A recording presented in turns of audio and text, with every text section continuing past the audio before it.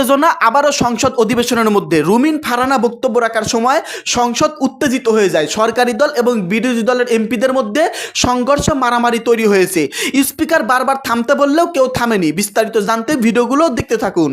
আমাদের মাননীয় প্রধানমন্ত্রী সম্প্রতি চীন সফর করেছেন। আমি আপনার মাধ্যমে মাননীয় স্পিকার আমি জানতে চাই, আমরা কি কেবলমাত্র চাইতে গেছি ভিক্ষার ঝুলি হাতে? না মাননীয় স্পিকার, আমরা কেউ আশা করি না যে বাংলাদেশের মন্ত্রী মিনিস্টাররা দেশের বাইরে ভিক্ষার ঝুলি হাতে ভিক্ষা করতে যাবেন। একটু আচ্ছা একটু বসেন, আমি ওনারটা শেষ করি। জি মাননীয় সদস্য। জি মাননীয় স্পিকার, এই 11 নম্বর এখন ছাঁটাই প্রস্তাব চলছে। পশ্চিমবঙ্গে একটি নির্বাচন হয়েছে এবং শুভেন্দু অধিকারী সেখানকার মুখ্যমন্ত্রী হয়েছে। নির্বাচনের আগে এবং পরে বাংলাদেশকে নিয়ে লাগামহীন বক্তব্য দিয়ে যাচ্ছে মাননীয় স্পিকার। আমার মনে হয় না জয়যুক্ত হয়েছে, না জয়যুক্ত হয়েছে। মাননীয় স্পিকার, 1 থেকে 12 পর্যন্ত তো দেখলাম হা জয়যুক্ত হচ্ছে না, সবগুলোই না জয়যুক্ত হচ্ছে। এখন পর্যন্ত পেন্ডিং মামলার সংখ্যা 50 লক্ষের উপরে, অর্থাৎ মামলা জট একটি বড় সমস্যা। মানে আপনি ফাইজলামি খেলতেছেন এখানে। অপোজিশন প্রস্তাব সরকারি দল করতেছে, বিরোধী দলের অলমোস্ট এন্টায়ার ফোর্স, তাদের মাথায় কোনো ক্লুই নাই যে what's going on. Sheikh Hasina ফিরলে সেটা কি হজম করতে পারবে বর্তমান সরকার? মির্জা ফখরুল ইসলাম আলমগীর পরিষ্কারভাবে বলেছেন 71-এর ভূমিকার জন্য ক্ষমা চাননি, সময় আছে ভেবে দেখুন। 8 তাবলিগ জামাত নিষিদ্ধ করতে হবে।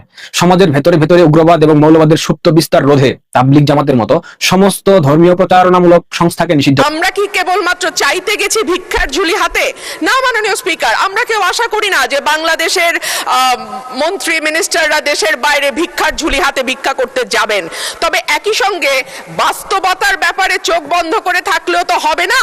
মাননীয় সদস্য রুমিন ফারহানা, ব্রাহ্মণবাড়িয়া 2, সময় 2 মিনিট। মাননীয় স্পিকার, আপনাকে ধন্যবাদ। মাননীয় স্পিকার, প্রতি বছরই বাজেট দেওয়ার সময় আমরা নির্ঝরের মতন স্বপ্ন দেখি এবং সারা বছর ধরে সেই স্বপ্নভঙ্গের ফল আমাদের ভোগ করতে হয়। মাননীয় স্পিকার, এই বাজেটে ব্যয় ধরা হয়েছে 9,38,000 কোটি টাকা, আয় মাত্র 6,95,000 কোটি টাকা, ঘাটতি 2,43,000 কোটি টাকা।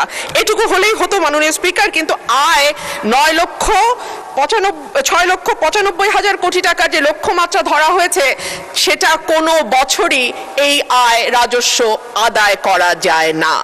ফলে যেটা হয়, ঘাটতি বাড়তেই থাকে এবং সেই ঘাটতির জন্য আমরা দেশি বিদেশি ঋণ কিংবা বিনিয়োগের উপর নির্ভর করি। আমাদের মাননীয় প্রধানমন্ত্রী সম্প্রতি চীন সফর করেছেন। আমি আপনার মাধ্যমে মাননীয় স্পিকার আমি জানতে চাই, চীনের কাছ থেকে আমাদের ঋণের কোনো আশ্বাস আমরা পেয়েছি কিনা, পেয়ে থাকলে সেই ঋণের আশ্বাসের পরিমাণ কত, কিংবা বাংলাদেশে তারা কোনো বিনিয়োগ করবে কিনা এরকম কোনো আশ্বাস এসছে কিনা সেটাও আমি আপনার মাধ্যমে জানতে চাইছি। মাননীয় স্পিকার, আমাদের পররাষ্ট্রমন্ত্রীকে যখন সাংবাদিকরা এই সংক্রান্ত প্রশ্ন করেছিলেন, তিনি বেশ সরাসরি উত্তর না দিয়ে অস্বস্তির সঙ্গে বলেছিলেন যে আমরা কি কেবলমাত্র চাইতে গেছি ভিক্ষার ঝুলি হাতে? না মাননীয় স্পিকার, আমরা কেউ আশা করি না যে বাংলাদেশের মন্ত্রী মিনিস্টাররা দেশের বাইরে ভিক্ষার ঝুলি হাতে ভিক্ষা করতে যাবেন। তবে একই সঙ্গে বাস্তবতার ব্যাপারে চোখ বন্ধ করে থাকলেও তো হবে না, কারণ আমাদের ঘোষিত ঘাটতি হচ্ছে 2,43,000 কোটি টাকা এবং সেই একই সঙ্গে গত 4 বছর ধরে বাংলাদেশে চলমান উচ্চ মূল্যস্ফীতি, অর্থনৈতিক প্রবৃদ্ধির মন্থর গতি, বেসরকারি বিনিয়োগের স্থবিরতা, রাজস্ব আহরণে বড় ঘাটতি, খেলাপি ঋণের বৃদ্ধি, ব্যাংকের তারল্য সংকট, জ্বালানি সরবরাহে অব্যাহত সীমাবদ্ধতা ইত্যাদির মুখোমুখি চলছি। মাননীয় স্পিকার, আমি 1 টাকা বাজেট অনুমোদনের জন্য বলছি এ কারণেই যে 2025-26 সালে বিচার বিভাগের জন্য বরাদ্দ ছিল 2,015 কোটি টাকা, যেটি জিডিপির 0.03% কাছাকাছি। এইবার এটি বেড়ে হয়েছে 2,187 কোটি 58 লক্ষ টাকা। মাননীয় স্পিকার, এটাও জিডিপির 0.03% মতো, এর বেশি নয়। অথচ আমরা যদি বিটিভির মতন একটা একেবারে মানে কি বলবো, যে খাত থেকে কোনো লাভ হয় না এরকম একটি খাতের বরাদ্দের দিকে তাকাই, সেটাও দেখবো বিচার বিভাগের বরাদ্দের চেয়ে কয়েক গুণ বেশি। মাননীয় স্পিকার, আমরা যদি আইনের শাসনের কথা বলি, ন্যায় বিচারের কথা বলি, সকলের জন্য সমান অধিকারের কথা বলি, সেটা একটা সুষ্ঠু বিচার বিভাগ না থাকলে সম্ভব হবে না। এখন পর্যন্ত পেন্ডিং মামলার সংখ্যা 50 লক্ষের উপরে, অর্থাৎ মামলা জট একটি বড় সমস্যা। বেঞ্চ এবং বারের অধিকার যদি আমরা রক্ষা করতে না পারি, আমরা দেশে আইনের শাসন কখনোই প্রতিষ্ঠা করতে পারবো না। মাননীয় স্পিকার, কয়েক মাস আগে আপনি যেমন সুপ্রিম কোর্টে ছিলেন, আমরাও ছিলাম সুপ্রিম কোর্টে। আপনি আমাদের সমস্যা যেভাবে যত কাছের থেকে দেখেছেন, এই সমস্যার ভেতর দিয়ে আপনি গেছেন, আমরাও কিন্তু সেই একই সমস্যার ভেতর দিয়ে এখন যাচ্ছি।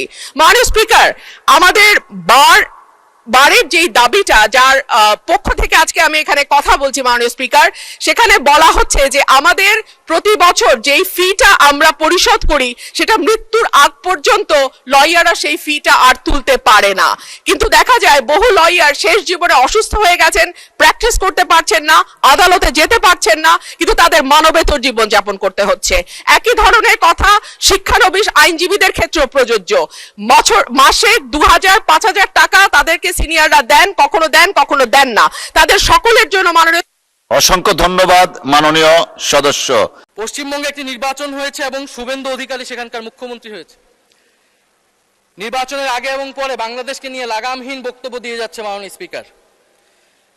তিনি বলেছেন নির্বাচনী এক জনসভায়, আমাদের জন্যই বাংলাদেশ তৈরি হয়েছে, বড় বড় কথা বলে অবৈধ সবাইকে পাঠিয়ে দেব। তিনি এর আগে একটি জনসভায় বলেছেন, ইসরায়েল যেভাবে গাজাকে শিক্ষা দেয়, বাংলাদেশকেও সেভাবে শিক্ষা দিতে হবে। মাননীয় স্পিকার, এই অদ্ভুতের জবাব বাংলাদেশ সরকারকে দিতে হবে, পররাষ্ট্র মন্ত্রণালয়কে দিতে হবে। আমরা পররাষ্ট্র মন্ত্রণালয় থেকে কঠোর জবাব আশা করছি এবং ইতিহাস ভুলে গেলে চলবে না। এই পূর্ববঙ্গের কৃষকের টাকায় মাননীয় স্পিকার কলকাতা শহর তৈরি হয়েছিল। কলকাতা শহর আমরা 1937 সালে বিজয় লাভ করেছিলাম মাননীয় স্পিকার, এবং শ্যামাপ্রসাদ মুখার্জিরা তারা সাম্প্রদায়িক নীতির ভিত্তিতে পশ্চিমবঙ্গ ভাগ করেছিল, যে পশ্চিমবঙ্গ দিবস আজকে নরেন্দ্র মোদী পালন করছে। সময়ের সাথে সাথে দেখা দেয় নিত্য নতুন প্রয়োজন, রেডি থাকতে হয় প্রতি মুহূর্ত। তাই এলো ইনোভার, যেন আপনি লাইফে থাকেন রেডি প্রতিদিন। Innova, designed for now. এই সরকার আসার পরে সীমান্তে প্রায় 10 জনের মতো ভারতীয় বাহিনী বিএসএফ দ্বারা হত্যা করা হয়েছে এবং পুশিং করার চেষ্টা করা হচ্ছে অবৈধ বাংলাদেশি বলে। আমরা এই বাজেট অধিবেশনে পুশিং নিয়ে একটা আলোচনা করতে চেয়েছিলাম মাননীয় স্পিকার। এই আলোচনাটা আমরা জানি না কোন কারণে এই আলোচনাটা আমাদেরকে করতে দেওয়া হয়নি। সরকারি দল, বিরোধী দল, সমালোচনা, প্রশংসা, এত কথা হলো, আমরা কি 1 ঘন্টা সময় মাননীয় স্পিকার বের করতে পারতাম না পুশিং নিয়ে আলোচনা করার জন্য?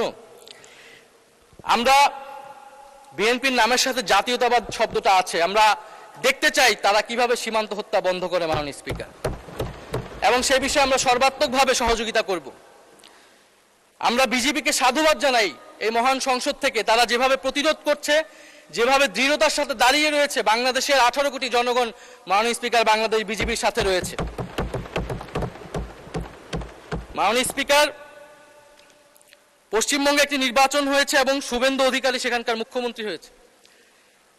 নির্বাচনের আগে এবং পরে বাংলাদেশকে নিয়ে লাগামহীন বক্তব্য দিয়ে যাচ্ছে মাননীয় স্পিকার। তিনি বলেছেন নির্বাচনী এক জনসভায়, আমাদের জন্যই বাংলাদেশ তৈরি হয়েছে, বড় বড় কথা বলে অবৈধ সবাইকে পাঠিয়ে দেব। তিনি এর আগে একটি জনসভায় বলেছেন, ইসরায়েল যেভাবে গাজাকে শিক্ষা দেয়, বাংলাদেশকেও সেভাবে শিক্ষা দিতে হবে। মাননীয় স্পিকার, এই অদ্ভুতের জবাব বাংলাদেশ সরকারকে দিতে হবে, পররাষ্ট্র মন্ত্রণালয়কে দিতে হবে। আমরা পররাষ্ট্র মন্ত্রণালয় থেকে কঠোর জবাব আশা করছি এবং ইতিহাস ভুলে গেলে চলবে না। এই পূর্ববঙ্গের কৃষকের টাকায় মাননীয় স্পিকার কলকাতা শহর তৈরি হয়েছিল। কলকাতা শহর আমরা 1937 সালে বিজয় লাভ করেছিলাম মাননীয় স্পিকার, এবং শ্যামাপ্রসাদ মুখার্জিরা তারা সাম্প্রদায়িক নীতির ভিত্তিতে পশ্চিমবঙ্গ ভাগ করেছিল, যে পশ্চিমবঙ্গ দিবস আজকে নরেন্দ্র মোদী পালন করছে। আমরা এই জাতীয়তাবাদী সরকারকে, আমরা সেই সমমর্যাদায় সমতার নীতি নিয়ে আমরা প্রতিবেশীর সাথে সম্পর্ক করতে চাই। বাংলাদেশ ফার্স্ট, এটা যাতে শুধু মুখে মুখে না থাকে মাননীয় স্পিকার। মাননীয় স্পিকার, আমাকে যদি আরেকটু সময় বাড়িয়ে দিতেন আমি শেষ করে ফেলবো। জি, 4 মিনিট দেওয়া হলো আপনাকে, ধন্যবাদ। মাননীয় স্পিকার, ভারতীয় নতুন হাই কমিশনার বাংলাদেশে এসেছেন দীনেশ ত্রিবেদী। তো ত্রিবেদী সাহেব বাংলাদেশে প্রবেশ করেই ভারতের আকাশ জমি বাংলাদেশের আকাশ জমির সাথে মিলিয়ে ফেলেছে মাননীয় স্পিকার। তো মিষ্টি কথায় মাননীয় স্পিকার চিরা ভিজে না। গত 16 বছরের কথা আমরা ভুলে যাইনি। তাদের উচিত ছিল, নতুন হাই কমিশনার উচিত ছিল প্রথমত অ্যাপোলজি করা। 16 বছরে বাংলাদেশে যে প্রত্যক্ষ এবং পরোক্ষভাবে আওয়ামী লীগকে ক্ষমতায় রাখতে সহায়তা করেছে ভারত সরকার, তার জন্য অ্যাপোলজি করা। এখানে যে গণহত্যা সংঘটিত হয়েছিল এবং এখনো সেই গণহত্যার হত্যাকারী ওসমান হাদির হত্যাকারীকে ভারতে আশ্রয় দেওয়া হয়েছে, বাংলাদেশে নাশকতা করছে আওয়ামী লীগ, তার জন্য ভারতীয় হাইকমিশনারকে অ্যাপোলজি করা উচিত ছিল এবং কিভাবে বাংলাদেশের সাথে নতুন সম্পর্ক তৈরি করবে মর্যাদা এবং সমতার ভিত্তিতে সেই কথা বলা উচিত ছিল মাননীয় স্পিকার। মির্জা ফখরুল ইসলাম আলমগীর পরিষ্কারভাবে বলেছেন ৭১-এর ভূমিকার জন্য ক্ষমা চাননি, সময় আছে ভেবে দেখুন। শেখ হাসিনার পতনের পর বিএনপি এবং জামাতের রাজনীতি অন্যরকম হবে সবাই ভেবেছিল। জামাত ভেবেছিল যে তারা নিরাপদ, তাদের সমালোচনা করার আর কেউ থাকলো না, কারণ বিএনপির সঙ্গে তারা লম্বা সময় অবস্থান করেছে, সরকারে থেকেছে, একসঙ্গে আন্দোলন সংগ্রাম সরকার সবই করেছে, সুতরাং এই দায় থেকে তারা মুক্ত হয়ে গেল। কিন্তু ঘটনাক্রমে ৫ই আগস্টের শেখ হাসিনার পতন ঘটল সত্য, জামাত রাজনীতি করার আবার সুযোগ পেল, বিএনপিও পেল, মুক্তভাবে বলা যায় যে এক ধরনের ক্ষমতার অংশীদারও ছিল তারা। ইউনূস সরকার যদিও ছিল এবং সেই ইউনূস সরকার অনেক বেশি তারা আপন ছিল, এনসিপি জামাত একটু দূরত্ব অবস্থান ছিল বিএনপি, কারণ বিএনপি নির্বাচন চাইছিল, ফলে একটু দূরত্ব তৈরি হয়েছিল। কিন্তু বিএনপি অনেক কৌশলের সঙ্গে বিষয়টা হ্যান্ডেল করাতে 18 মাসের মাথায় সেই নির্বাচনটা হয় এবং সেই নির্বাচনে বিজয়ী হয়। কিন্তু যেটা হয়েছে যে পরিস্থিতি কিন্তু বদলায়নি জামাতের জন্য, কারণ ৭১-এর ভূমিকার জন্য আগে আওয়ামী লীগ সরাসরি যেভাবে সমালোচনা করতো সেই জায়গাটায় চলে এসছে ঘটনাক্রমে বিএনপি এসছে এই কারণে, কারণ নির্বাচনী রাজনীতিতে বিএনপির মুখোমুখি হয়েছে জামাত এবং তারা ধর্মকে আশ্রয় করে এমন একটা রাজনৈতিক পরিস্থিতি তৈরি করার চেষ্টা করেছে, তখন বিএনপিকেও মুখ খুলতে হয়েছে। কারণ বিএনপির যেভাবে চরিত্র হনন করার চেষ্টা চলছে, একেবারে প্রধানমন্ত্রী তারেক রহমান থেকে শুরু করে একদম নিম্ন পর্যায়ের যে ধরনের বিএনপি নেতাকর্মীরা যারা চাঁদাবাজি, দুর্নীতি, দখলদারিত্বের মধ্যে ছিল, তাদেরকে পৃষ্ঠপোষকতা দিচ্ছে বিএনপি, এরকম একটি ধারণা তৈরি করার মধ্য দিয়ে বিএনপির বিপক্ষে যখন ব্যাপক একটি রাজনৈতিক অবস্থান নিয়ে ফেললো, তখন বিএনপিকেও মুখ খুলতে হলো এবং সেই ধারাটা কিন্তু এখনো আছে বাংলাদেশের রাজনীতিতে। একটি ধর্মকে কেন্দ্র করে রাজনীতি আর গণতন্ত্রকে কেন্দ্র করে রাজনীতি, দুইটি ধারা, সেই দুই ধারায় বিএনপি গণতান্ত্রিক ধারাকে সমুন্নত রাখার জন্য ধর্মভিত্তিক রাজনীতি, যা যা আবার ৭১-এর মুক্তিযুদ্ধের বিপক্ষে ছিল, স্বাধীনতার বিপক্ষে ছিল, তাদের সমালোচনা করছে। জাতীয় সংসদে